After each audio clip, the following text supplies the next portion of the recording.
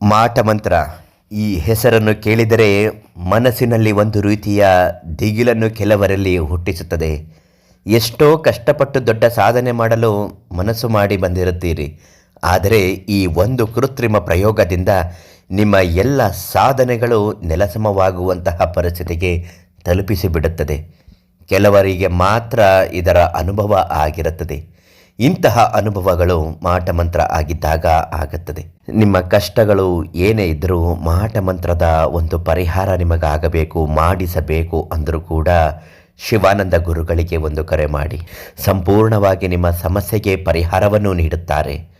ಇನ್ನು ಯಾವುದೇ ಒಬ್ಬ ವ್ಯಕ್ತಿಗೆ ಮಾಟಮಂತ್ರವಾಗಿದ್ದರೆ ಅವನು ಮಾಡುವ ಪ್ರತಿಯೊಂದು ಕೆಲಸವೂ ಹಾಳಾಗುತ್ತಾ ಇರುತ್ತದೆ. ವಿನಾಕಾರಣ ಜಗಳ ಮಾಡುವ ಮನಸ್ಥಿತಿಗೆ ಮನಸ್ಸು ಹೊರಟು ಹೋಗುತ್ತದೆ. ಜೀವನವೇ ಬೇಡ ಎನ್ನುವ ದುಸ್ಥಿತಿಗೆ ತಲುಪುವ ಒಂದೊಂದು ಕೆಲಸವೂ ಅವನಿಂದ ಆಗುವ ಖಿನ್ನತೆಗಳು ಒಳಗಾಗುತ್ತದೆ. ಇವೆಲ್ಲವೂ ಕೂಡ ವಾಮಾಚಾರದಿಂದ ಆಗುವ ಸಂಕೇತಗಳು. ಆದರೆ ಇನ್ನು ಕೆಲವರಿಗೆ ಇದ್ದಕ್ಕಿದ್ದ ಹಾಗೆ ಅನಾರೋಗ್ಯ ಎದುರಾಗುವುದು, ಕೈಕಾಲು ಸ್ವಾಧೀನ ಇಲ್ಲದೆ ಹೊರಟು ಹೋಗುವುದು, ಮನಸ್ಸಿಗೆ ಬೇಡವಾದಂತಹ ಭಾರವಾದ ಯೋಚನೆಗಳನ್ನು ತುಂಬಿಕೊಳ್ಳುವುದು, ಇವೆಲ್ಲವೂ ಕೂಡ ವಾಮಾಚಾರದಿಂದಲೇ ಆಗಿರುತ್ತದೆ.